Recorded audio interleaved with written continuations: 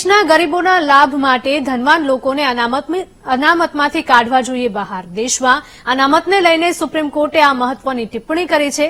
અનામત મુદ્દે સુનાવણી દરમિયાન સુપ્રીમ કોર્ટે કહ્યું કે જે લોકોએ અનામતનો લાભ લીધો હોય તેઓએ હવે અતિ પછાત લોકો માટે જગ્યા ખાલી કરવી જોઈએ. એટલું જ નહીં, અનામત લીધા બાદ જે લોકો સદ્ધર થઈ ગયા હોય તેઓએ અનામતથી બહાર નીકળી જવું જોઈએ. સાથે જ કોર્ટે સવાલ કર્યો કે દેશમાં જે લોકો અનામતનો લાભ લઈને સદ્ધર થઈ ગયા છે અને આર્થિક રીતે પણ આગળ આવી ગયા છે તેમને અનામતમાંથી કેમ બહાર ન કરી શકાય? સદ્ધર લોકોને જનરલ કેટેગરીમાં સામેલ કેમ ન કરી શકાય? આવા લોકો હજી સુધી કેમ અનામતમાં સામેલ છે? સાથે જ કોર્ટે કહ્યું કે જે લોકો અનામત કેટેગરીમાં હોય અને સંપન્ન જીવન જીવી રહ્યા હોય તેવા લોકોને અનામતમાંથી બહાર કાઢવા કે નહીં તે નિર્ણય સંસદે કરવાનો છે. અમે તો માત્ર અમારો મત રજૂ કર્યો છે.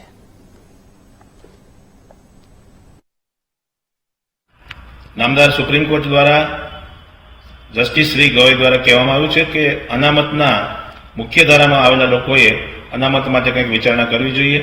આ વાતને હું સમર્થન કરું છું, કારણ કે સન્માનીય બાબા સાહેબ આંબેડકર દ્વારા જ્યારે પણ અનામતની જોગવાઈ કરવામાં આવી ત્યારે મૂળભૂત હેતુ એ હતો કે પછાત વર્ગોને મુખ્ય ધારામાં લાવવા માટેનો પ્રયાસ કરવામાં આવે.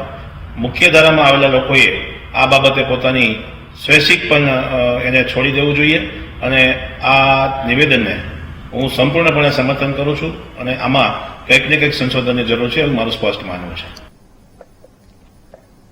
તો દેશના ગરીબોના લાભ માટે ધનવાન લોકોને અનામતમાંથી બહાર કાઢવા જોઈએ. દેશમાં અનામતને લઈને સુપ્રીમ કોર્ટે આ મહત્વની ટિપ્પણી કરી હતી. એસપીજીના અધ્યક્ષ લાલજીભાઈ પટેલ પણ આપણી સાથે જોડાઈ ગયા છે. લાલજીભાઈ, જણાવશો કે જે પ્રકારે સુપ્રીમ કોર્ટ દ્વારા જે અપીલ કરવામાં આવી છે એને લઈને તમારું શું કહેવું છે? સુપ્રીમ કોર્ટની જે વાત કરવામાં આવી છે એ અમે સ્વીકારીએ છીએ, કારણ કે અનામતનો જે લોકો લાભ લઈ જેના દીકરા દીકરી આઈપીએસ બન્યા હોય, કલેક્ટર બન્યા હોય કે કોઈ પણ ગવર્મેન્ટનો લાભ લીધો હોય તો એ અનામત એટલા માટે સરકારે જે તે દિવસે બાબા સાહેબ આંબેડકર સાહેબે રાખી હતી કે ગરીબ લોકોને અનામત મળે અને 10 વર્ષ માટે રાખેલી હતી. તો જો એ લોકો જે સક્ષમ હોય, જે સદ્ધર થઈ ગયા હોય એ અનામતનો લાભ છોડે તો એ જ સમાજના લોકોને, જે ગામડામાં છેવાડામાં ગરીબ લોકો છે, જે મહેલું આજ પણ ઉપાડે છે એવા લોકોને લાભ મળે. તો ખરેખર એમની વાત એકદમ પરફેક્ટ છે સુપ્રીમ કોર્ટની, નામદાર કોર્ટની, કારણ કે જે લોકો સક્ષમ હોય એમને છોડશે તો સમાજના, એમના જ સમાજના લોકોને લાભ મળવાનો છે. તો આ વાત સાથે અમે સહમત છીએ. ખરેખર એવું થવું જોઈએ અને સરકારે આ નિર્ણય લેવો જ જોઈએ. શું લાગી રહ્યું છે કે જેમની પાસે અનામત છે તેઓ પોતાની અનામત જતી કરવા ઈચ્છે છે કે નહીં?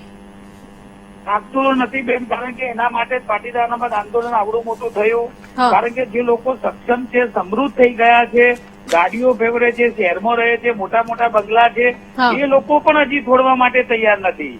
જેમ નરેન્દ્ર મોદી સાહેબ વડાપ્રધાને કહ્યું કે ભાઈ જે લોકો સક્ષમ એમનો ગેસના બાટલાની યોજના હોય છોડી દેવી પડે, તો આજે જે લોકોએ છોડી દીધો એના લીધે નીચેના લોકો એનો લાભ લઈ રહ્યા છે અને કરોડો લોકો લાભ લઈ રહ્યા છે. તો એ જ રીતે જો અનામત સક્ષમ જે લોકો પરિવાર થઈ ગયા હોય એ લાભ છોડશે તો ચોક્કસ છેવાડાના ગરીબ લોકોને આનો લાભ મળવાનો છે. અને જે ખરેખર ડોક્ટર બાબા સાહેબ નો ઉદ્દેશ હતો એ ખરેખર સિદ્ધ થશે, ગરીબ લોકોને અનામત લેવાનો. જી બિલકુલ લાલજીભાઈ, આપ અમારી સાથે જોડાયા તે બદલ આપનો આભાર.